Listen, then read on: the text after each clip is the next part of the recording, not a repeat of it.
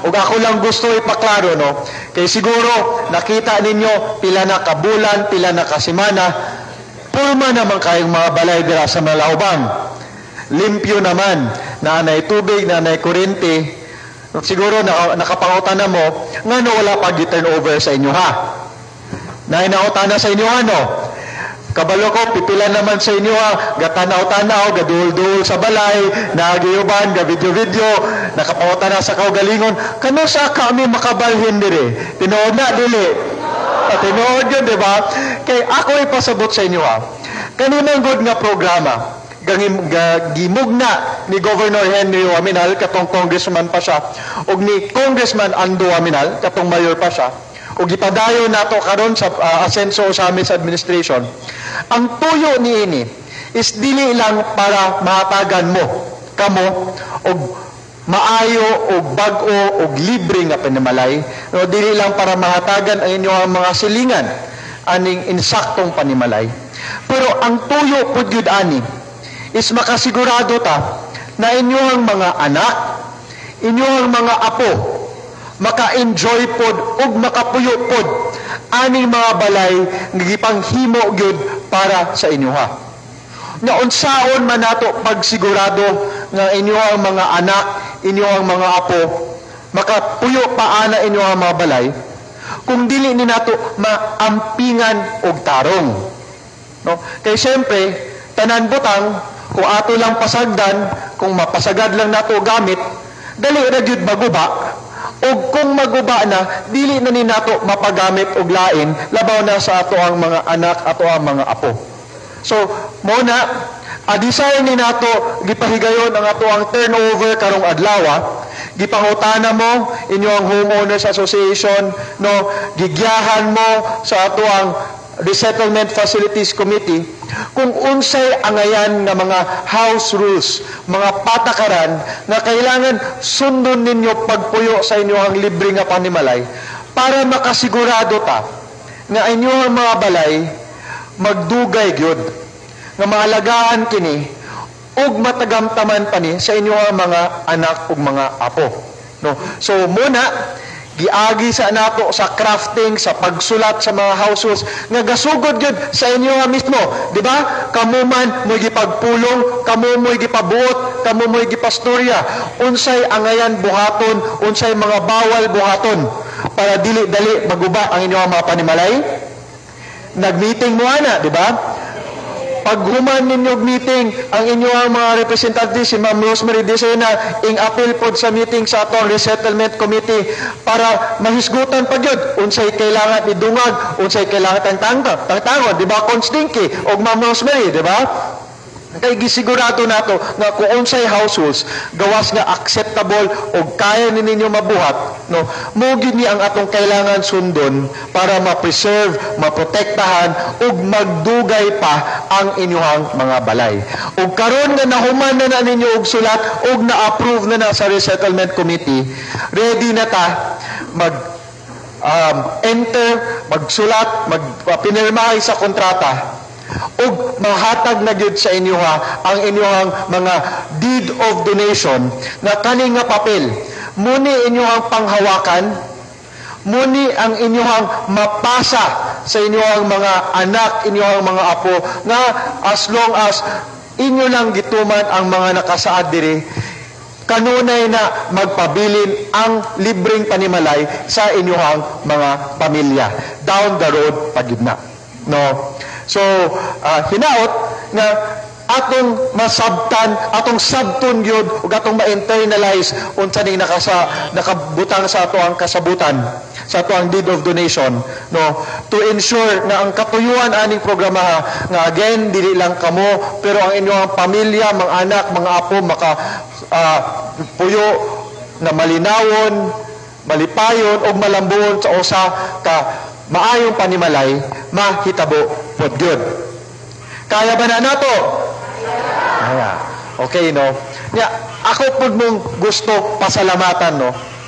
Kay kamo, pag ating aging panahon nga nagsugod na ang trabaho sa Malaobang Free Housing Project, wala gyud mo palisod-lisod sa gobyerno, inyo yung gipakita ang inyong pagsalig sa gobyerno, nga in-cooperate din mo, ug pahawa mo, balhin mo kadali, no, ug naghulat mo, nga mahuman ang proyekto, kay salig mo nga tinuod bisan pag wala ni nabuhat pa before, maatagan din mo libre nga panimalay sa inyo mga lideres, no.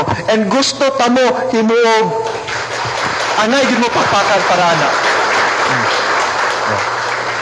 gusto ta mo mahimo mo, makita mo sa tibok o samis isip mga ehemplo, no, kay dili lang naman ang kamo sa taga-Malaobang ang angay ibalhin gyud nato, no, kay pipila pa ka mga kaigsuonan nato sa tibuok syudad nagpuyo karon sa mga peligro, pipila pa ang mga kaigsuonan nato nagpuyo sa mga hazard zones o sa gingon pa sa balahod mga salvage zones nga gamayng ulan, gamayng storm surge, wata kabalo say may tabo sa ilang gipangpuy-an, no.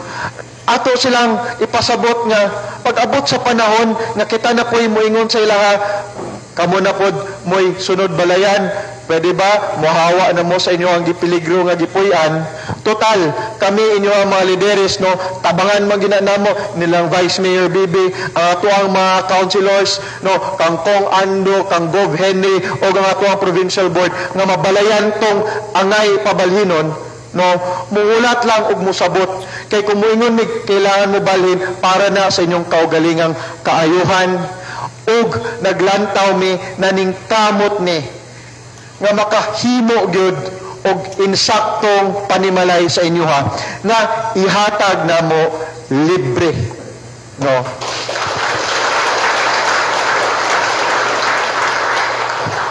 Ug gawas sa paghatag ani nga libre, kat first batch nakatilaw man gyud mo ani, no, hatagan pag yun mo og financial assistance, no. Nakulbaan na lang ko ba kay mas kusog man ang pakpak sa financial assistance kaysa libreng panimalay unsa ba inyong giani daydiri. Tungod kay madawat din ninyo karon, pero ang balay madawat man pud ninyo karon.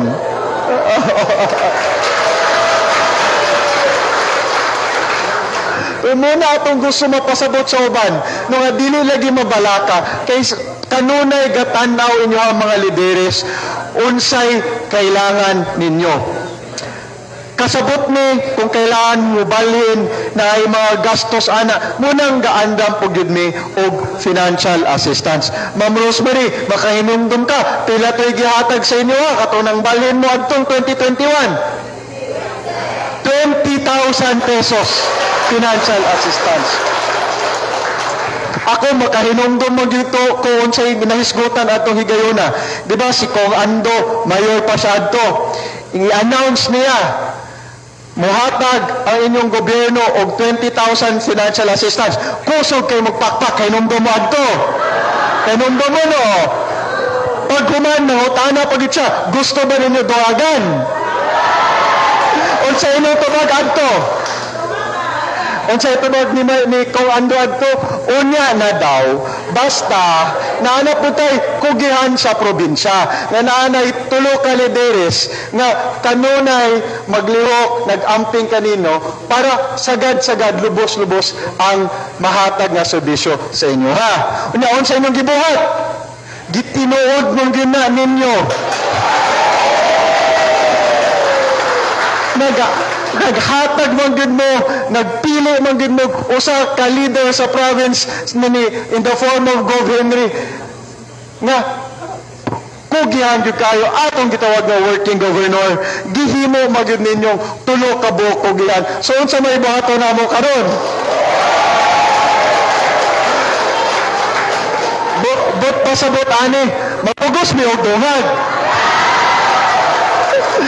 So tungod kay gibuhat mo na ninyo, gisigurado man gyud ninyo nga 3-in-1 matinuod, 3-in-1 ang magpaningkamot, ang naggugma para sa inyo ha. tanan nga mobalin no karong adlaw sa ilang bagong panimalay makadawat pod og financial assistance nga 30,000 pesos.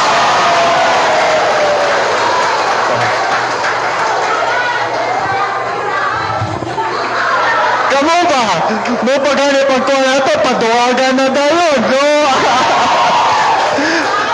Pero sige, atong duwagan gamay katong nasa batch 1.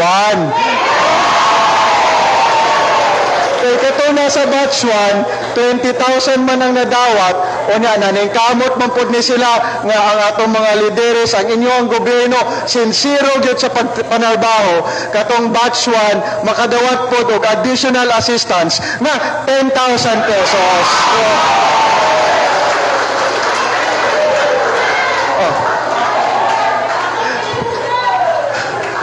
Kanang bugas, diri na lang inyo kaon sa inyong tritamil. So nakita ninyo ha, kani muna ni ang bunga sa inyo ang pagsalig sa inyong mga lideres, pagsalig sa gobyerno, nakatong sa panahon nga gihangyo mo nga mosabot lang mobalhin kay hatagan lagi mo libreng panimalay pag humana ng proyekto, naabot na gyud nagbunga inyong pagsabot o pagsalig na inyong madawat dili lang ang kaning financial assistance, cash assistance nga madawat ninyo karong adlaw pod, no, ang inyong libreng panimalay nga 30 ka tuig o labaw pa ninyo giulat makuha na gyud ninyo. So congratulations sa inyo ang tanan, no. Ug makaingon mo ko na ayaw mo kabalaka samtang aninyo ang Team Asenso naa pa diri, ipadayon gyud ni namo ang paghatag sa tinud-anay ug lubos-lubos nga serbisyo, no.